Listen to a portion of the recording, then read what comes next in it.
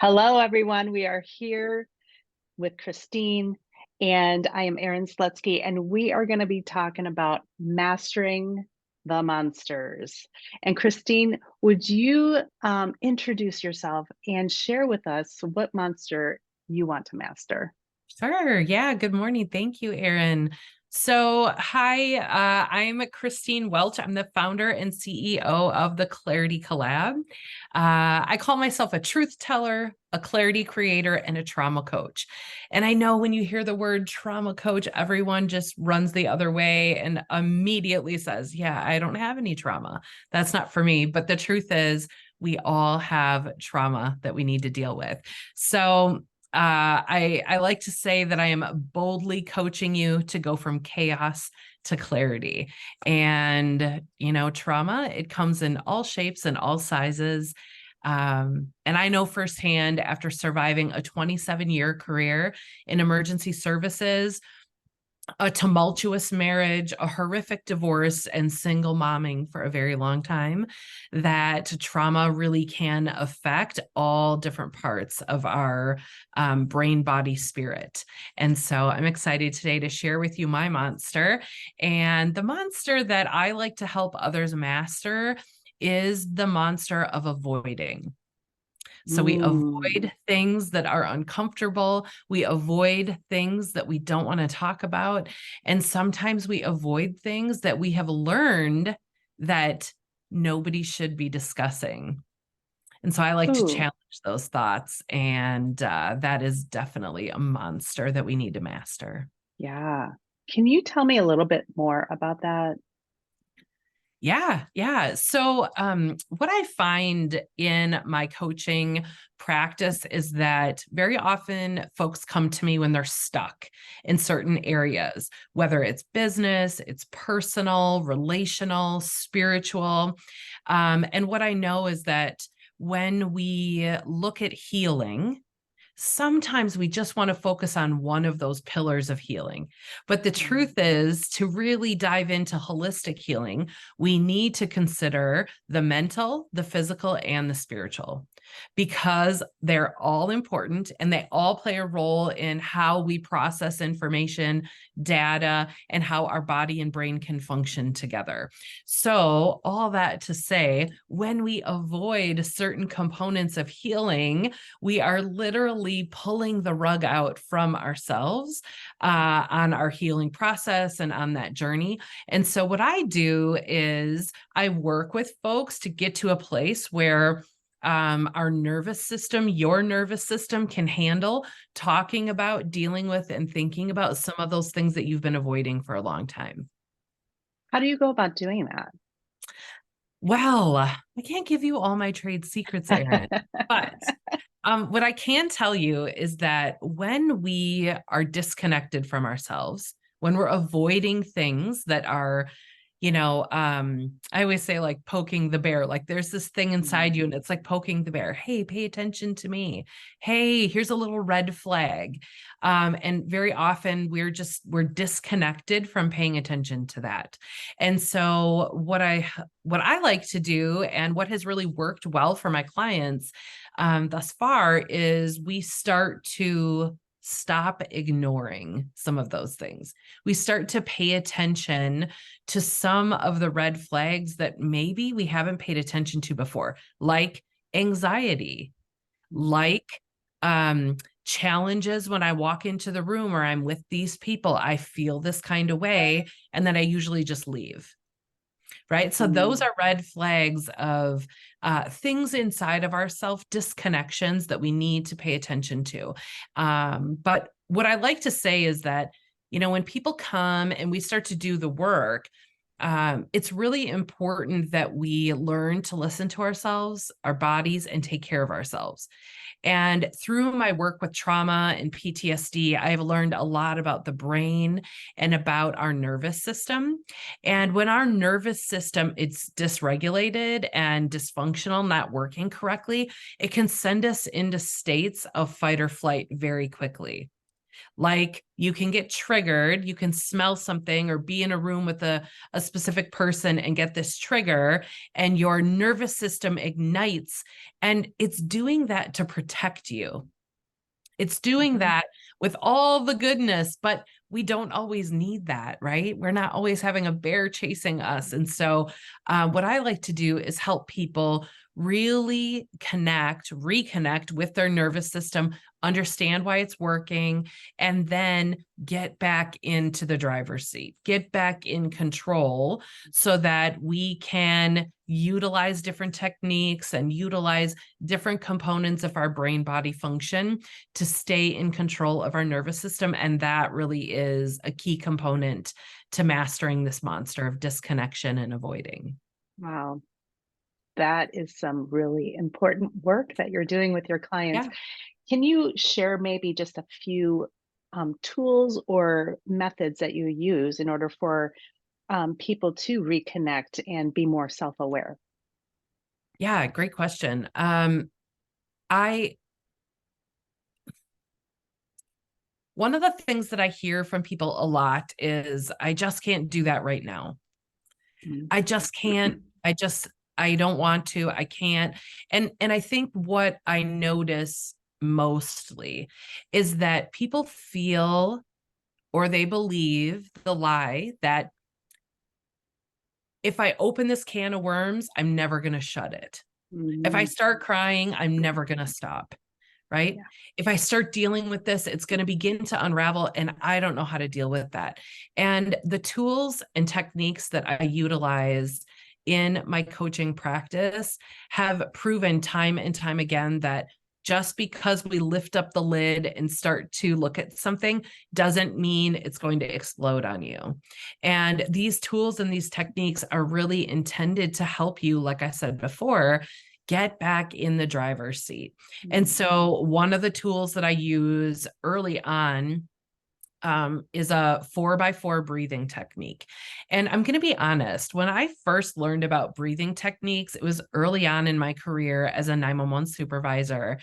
I didn't really believe that it could help. I didn't really believe that it was something valuable. I I kind of just believed it was bullshit. I'm not going to lie.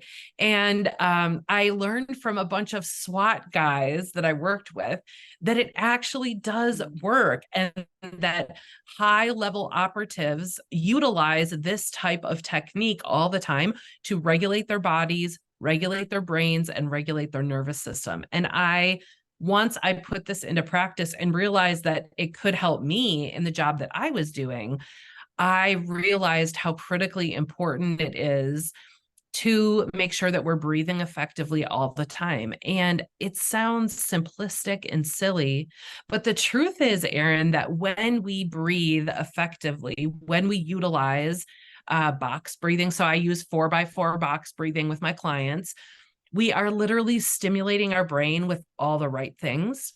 Yeah. We are literally sending signals to our body, activating our vagus nerve, and telling ourselves, I am safe in this moment. I need to think, stay Mhm. connected here with me, Yes. stay with me and work for me so that I can be the best me. And so that's just one of the tools that I utilize with my And with like, my yeah, coaching clients. like you said, it's simple, yet Yeah. we don't automatically do it. We always have our breath. Yeah. So Yeah. it's a We practice, hold right? on. We and hold our breath We all breathe the up here. time. Yeah. Hmm. Yeah. Yeah. But that's great. That's great. Anyone can use that tool. Yeah. So tell me or tell us what the impact of mastering that monster of avoidance or not mastering it can have. Yeah, that's a great question. Not mastering this concept of staying connected with myself, or, not avoiding things that I need to deal with, not mastering that can manifest in a lot of different really dysfunctional ways in our life. One of the ways is you stay stuck.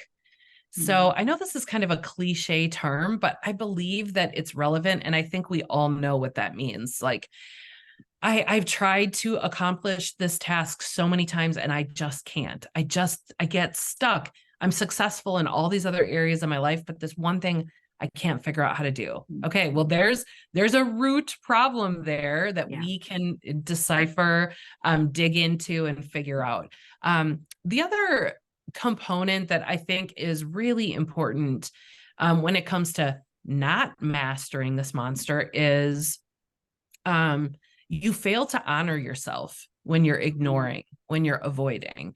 And I know that's not a concept that we use all the time, but it is so vitally important to know your worth, to know your identity, right? To have a clear vision of your purpose and this plan that you're walking out.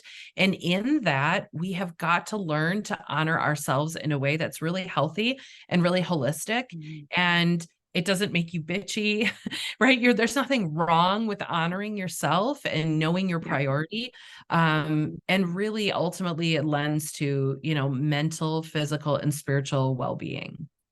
Absolutely. Yeah, yeah. Yeah. And on the other side of that, when we talk Yeah. about, why it's important, what is the impact of actually mastering this monster? I just want to mention that mastering this monster, choosing yourself, saying yes, investing in you, right? Time, energy, money.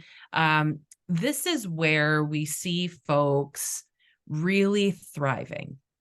This is where I get to see clients actually living the life that they're dreaming of. Like, I've dreamed about this life for so long, I never thought it was possible. And this is where we see people step into that space. You get to have emotions without having a reaction. Did you know that? You can actually have an emotion without having this huge reaction that takes over your life. You get to feel emotions without being overwhelmed. Mhm. That's a new concept for some people. You get to stop pushing everything down. You get to stop stifling your true feelings. Mhm. So there's a way to actually be honest and show up authentically with people, even if you disagree with something or you don't like their behavior. And that is really where I have seen folks really live out the impact of mastering this monster. Wow, that's amazing. So I can tell that you are passionate about this. So share with us what you love about witnessing others master their monster. Yeah, the thing that comes to mind, and as I was prepping for today, like the thing that came to my mind right away was this moment that I have with clients, and I love it so much. And it's this beautiful space of slow down. And what I mean by that is not that everything gets slow, slow, slow. That's not what I mean. What I mean is that there's this moment of slowdown that a client has when they start to reconnect with themselves, where they can think more clearly. They can, for the first time, see the possibility of getting unstuck. And it's this beautiful space where we start to employ healthy boundaries. We start to have clarity. This is what I want, and I believe that I can actually accomplish that. This is where chaos starts to become no more, right? We've got organization, things are in order. I know what's a priority. This is where clients feel settled. Maybe they're not rushing around all the time. In our rushing, we are avoiding. Yeah. And so we learn to actually rest and just breathe and enjoy the life that we have. And so, for Who me, doesn't want that, right? right, Yeah. right. And so mastering this monster is where I get to witness and see people step into the fullness of who they really are. They get to live the life that they've dreamed of. And then it's real and it comes to life. And it's just so beautiful and so amazing. Thank you so much, Christine. That monster of avoidance, I think we all have something in mind that we could Yeah. take back and start utilizing, like breathing, Yeah. that four square breathing, and noticing when we're disconnected from ourselves. So thank you so much, Christine. Yes. Thanks so much. And folks, if you are looking for more, if you are wanting to connect with me, not only can you find my information on the Coach's Culmination website, but you can connect with me on the socials. I'm either Christine Jean or at the Clarity Collab. And I'd love to connect with you there. Let me know where you saw this and or Erin's as well. And we love sharing information and helping you live the best life you can. So That's right. Thank you so much.